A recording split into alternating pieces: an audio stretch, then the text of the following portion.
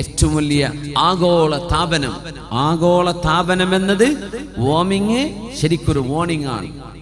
ഇത് അള്ളാഹുവിന്റെ വാർണിംഗ് ആണ്, താക്കീതാണെന്നാണ്. ഐസുമലകൾ കാണാനില്ല. ഗ്രീൻലാൻഡിലെയും പസഫിക്കിന്റെ ഭാഗങ്ങളിൽ കിടക്കുന്ന എത്രയോ ഐസിന്റെ മലകൾക്ക് അഡ്രസ് ഇല്ല. എവിടെ പോയി? മെൽറ്റായി പോയിരിക്കുകയാണ്. പോളാർ റീജിയനുകളിൽ, സൂര്യൻ ഉദിക്കാത്ത പ്രദേശങ്ങളിൽ കിടക്കുന്ന എത്രയോ മലകൾ ഇന്ന് അപ്രത്യക്ഷമായിട്ടുണ്ട്. ഐസിന്റെ മലകൾ. സയന്റിസ്റ്റുകളല്ലേ പറയുന്നത്. എന്താ കാരണം? ചൂട് കൂടിയിട്ട് അവയൊക്കെ ഉരുകി ഒലിച്ച് വെള്ളത്തിലേക്ക് അലിയുകയാണ്. അങ്ങനെ ഗ്രീൻലാൻഡിൽ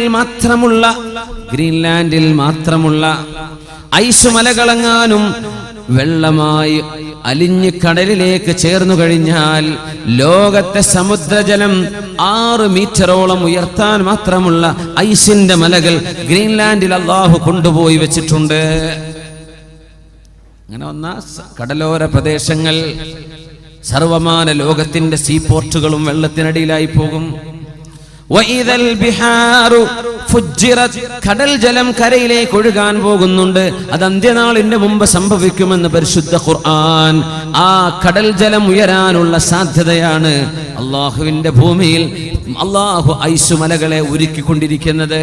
ഐസുമലയൊക്കെ വെള്ളമായി കഴിഞ്ഞാൽ കടലിൽ ജലത്തിന്റെ നിരപ്പ് ഉയരാൻ തുടങ്ങും.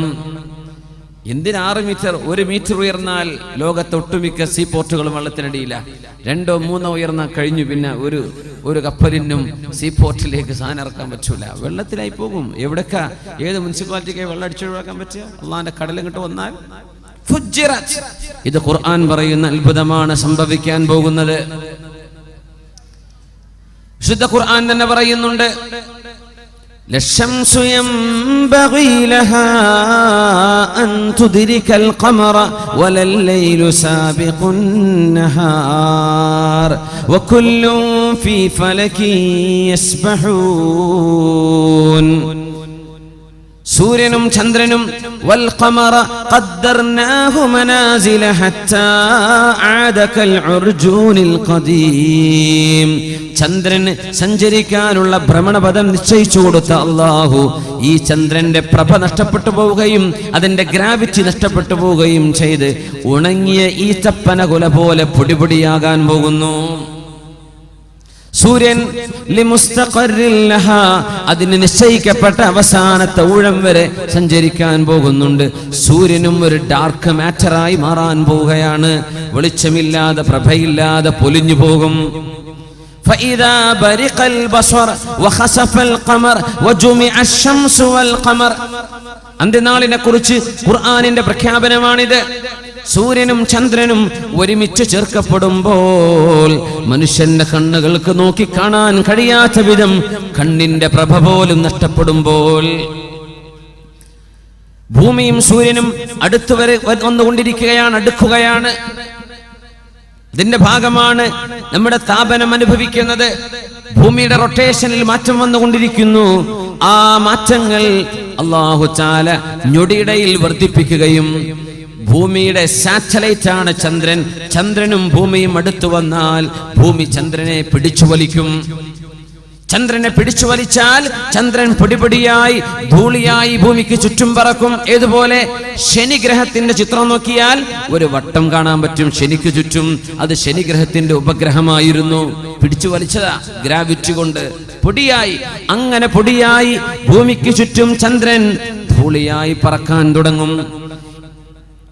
ഈ ധൂളിയോടുകൂടെ സൂര്യനിലേക്ക് ഭൂമി അടുത്താൽ സൂര്യനാണ് ഭൂമിയേക്കാൾ ഗ്രാവിറ്റി കൂടുതലുള്ളത്, ആകർഷണ ബലം കൂടുതലുള്ളത്. ആദ്യമായി പിടിക്കപ്പെടുന്നത് ആരാണ്? ചന്ദ്രനാണ്. ചന്ദ്രൻ പൊടിയാണ്. ഈ പൊടി സൂര്യനിലേക്ക് അബ്സോർബ് ചെയ്യപ്പെടുകയാണ്. സൂര്യനും ചന്ദ്രനും പിന്നെ ഒന്നാകും. ശുദ്ധ ഖുർആൻ. ഇത് നടക്കാൻ പോകുന്ന സംഗതികളാണ്. നടന്നു കഴിഞ്ഞവയുണ്ട്, നടക്കാൻ പോകുന്നവയുണ്ട്. വലിയ അത്ഭുതമാണ്. ചന്ദ്രനിൽ പിളർപ്പുണ്ട് എന്ന് ഖുർആൻ പറഞ്ഞു. പിളർപ്പ്, ചന്ദ്രനിൽ പിളർപ്പ് സംഭവിച്ചത് അതറിഞ്ഞിട്ട് മുസ്ലിമായ ആളുകളുണ്ട്.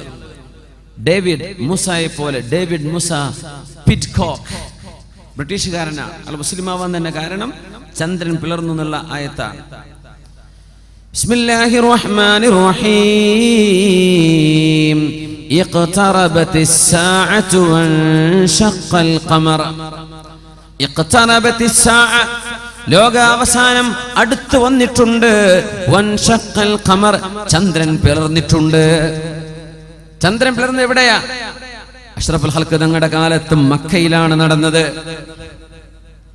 ഖുറൈശികൾ ചോദിച്ചതാ, മുഹമ്മദ് നബിയെ, നിങ്ങളുടെ പടച്ചവൻ വല്ലാത്ത കഴിവുള്ള ദൈവം തമ്പുരാനാണെങ്കിൽ ഇക്കാണുന്ന ചന്ദ്രനെ 2 ഭാഗമാക്കി പൊളിയാക്കി കാണിച്ചു തരാമോ? പൂർണ്ണചന്ദ്രനെ നോക്കി പറഞ്ഞു.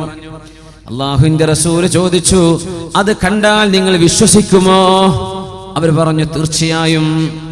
യാ അല്ലാഹ്, എന്റെ സമൂഹം പറയുന്നുണ്ട്, പടച്ചവനെ, ഈ ചന്ദ്രന് നീ 2ആയി കാണിച്ചു കൊടുത്താൽ അവർ നിന്നിൽ വിശ്വസിക്കാമെന്ന്. 2 ഫിൽഖത്തുകളായി കാണിച്ചു കൊടുക്കണേ അല്ലാഹ്. സ്വഹാബികൾ പറയുന്നുണ്ട്, അന്ന് ഞങ്ങൾ ചന്ദ്രൻ 2 പിളർപ്പായി, ഒന്നൊരു മലയുടെ മുകളിലും മറ്റൊന്ന് ജബൽ അബീ ഖുബൈസിന്റെ മുകളിലും എന്ന പോലെ തോന്നുമാർ 2 ഭാഗമായി മാറി നിൽക്കുന്നത്. ചന്ദ്രൻ മക്കയിലേക്ക് ഇറങ്ങിയതല്ലേ, ആകാശത്തുള്ള ചന്ദ്രനെ 2 പാതിയായി ഞങ്ങൾ കണ്ണുകൊണ്ട് കണ്ടിട്ടുണ്ട്. ഖുർആനല്ലേ പറയുന്നത്, ഇഖ്തറബത്തിസ് സാഅ, അന്ത്യനാൾ വന്നെത്തുന്നതിന്റെ അടയാളങ്ങളിലുണ്ട്. വൻശഖൽ ഖമർ, ചന്ദ്രൻ പിളരുന്നത്. ചന്ദ്രൻ പിളർന്നു. അന്ന് ബ്രിട്ടീഷുകാർ ഒരു ലൈവ് പ്രോഗ്രാം UK-യിൽ നടത്തിക്കൊണ്ടിരിക്കുന്നു. സയന്റിസ്റ്റുകളുടെ ഡിബേറ്റ്, അമേരിക്കൻ സയന്റിസ്റ്റുകളും ബ്രിട്ടീഷ് സയന്റിസ്റ്റുകളും തമ്മിലുള്ള ഡിബേറ്റ്. ഡേവിഡ് മൂസ പിറ്റ്കോക്ക്, അദ്ദേഹം ഇന്ന് ജീവിച്ചിരിപ്പുള്ള ആളാണ്. അദ്ദേഹം മുസ്ലിമാണ്. ഇപ്പോ ഡേവിഡ് മൂസ പിറ്റ്കോക്ക്, അദ്ദേഹം മുസ്ലിമാണ്. മുസ്ലിമാണുള്ള കാരണം പറഞ്ഞ എന്താണെന്നറിയോ? അന്ന് അദ്ദേഹം ലൈവ് TV വാച്ച് ചെയ്തുകൊണ്ടിരിക്കുക. ചർച്ച, അമേരിക്കൻ സയന്റിസ്റ്റുകളും ബ്രിട്ടീഷുകാർ ചോദിച്ചു, പൊന്നാര അമേരിക്ക, ലക്ഷക്കണക്കിന് കോടിക്കണക്കിന് ബില്യൺ കണക്കിന് ഡോളർ പൊടിച്ചിട്ട് നിങ്ങൾ ചന്ദ്രനിലേക്ക് പോയി അല്ലേ? എന്താ മനുഷ്യ സമൂഹത്തിന് കിട്ടിയത്? നിങ്ങൾ കുറച്ച് കല്ലുകളുമായി വന്നു. ചന്ദ്രനിലെ കുറച്ച് കല്ലുകൾ എന്നല്ലാതെ എന്ത് നേട്ടമാണ് നിങ്ങൾ ചെയ്തത് എന്ന് ആക്ഷേപിച്ചുകൊണ്ട് ചോദിച്ചു. അമേരിക്കൻ സയന്റിസ്റ്റുകൾ ഒന്നും പറഞ്ഞില്ല. ഇവർ പിന്നെ കയറി പിടിച്ച് പറയാൻ തുടങ്ങി, എന്ത് നേട്ടമാണ് നിങ്ങളെ കൊണ്ടുണ്ടായി? ബില്യൺ കണക്കിന് ഡോളർ പിടിച്ചിട്ടേ കുറച്ച് പാറക്കല്ല് കൊണ്ടുവരാൻ നിങ്ങൾ പോയത്? അപ്പൊ അവർ മറുപടി പറഞ്ഞു, ഇത് ലൈവ് കണ്ടുകൊണ്ടിരിക്കുക. അന്ന് ഇയാൾ മുസ്ലിമല്ല. അന്ന് അമേരിക്കക്കാര് പറഞ്ഞു, ഞങ്ങൾ പോയത് മറ്റൊരു ദൗത്യത്തിനായിരുന്നു. ഞങ്ങൾ ഇവിടുന്ന് നോക്കുന്ന സമയത്ത് ചന്ദ്രനിലെ ചില മലകൾ, ഇങ്ങനെ നിൽക്കേണ്ട മലകൾ ഇങ്ങനെ മാറി നിൽക്കുന്നുണ്ട്. മലയുടെ എൻഡുകൾ ഒരുമിച്ച് കൂടിച്ചേരാതെ നേർപകുതിയിൽ കട്ടായി പോയിട്ട് ഇങ്ങനെ നിൽക്കുന്നത് കാണുന്നുണ്ട്. ഒന്നാകെ ചന്ദ്രന്റെ ചുറ്റും ഇത് ഞങ്ങൾ കണ്ടു എന്ന് പറഞ്ഞ ഒരു സാധനം when you cut open, എന്നിട്ട് അത് കൂടിച്ചേർക്കുമ്പോ അത് ഒരേപോലെ നിൽക്കേണ്ടതിന് പകരം ഒരൽപ്പം ഇങ്ങോട്ട് മാറി നിൽക്കുന്നുണ്ട്. ഇതെങ്ങനെ സംഭവിച്ചു എന്നറിയാനാ ഞങ്ങൾ ശരിക്കും പോയത്. അത് പഠിക്കാൻ വേണ്ടി പോയതാണ്. ചന്ദ്രൻ 2 കഷ്ണമാക്കപ്പെട്ടതുപോലെ തോന്നുന്നുവല്ലോ. കാരണം മലകളുടെ എൻഡുകൾ നിൽക്കുന്നത് ഒരേപോലെയല്ല, ഒന്ന് മറ്റൊന്നിലേക്ക് ഒരൽപ്പം മാറിയിട്ട് നിൽക്കുന്നുണ്ട്.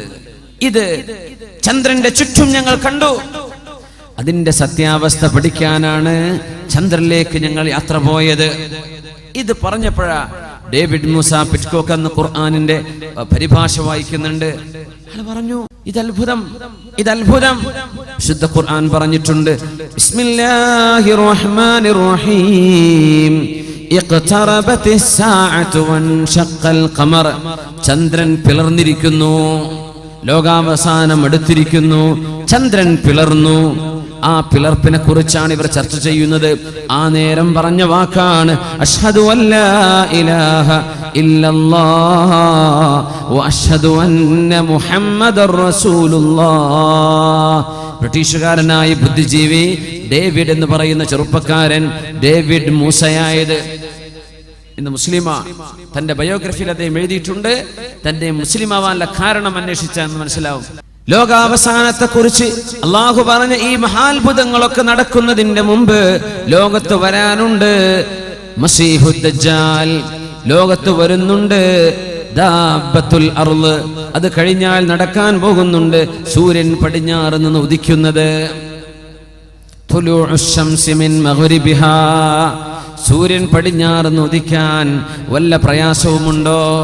അള്ളാഹു ഭൂമിയെ കറക്കിക്കൊണ്ടിരിക്കുന്നത് നമ്മൾ കഅബയെ തവാഫ് ചെയ്യുന്ന പോലെയാണ്.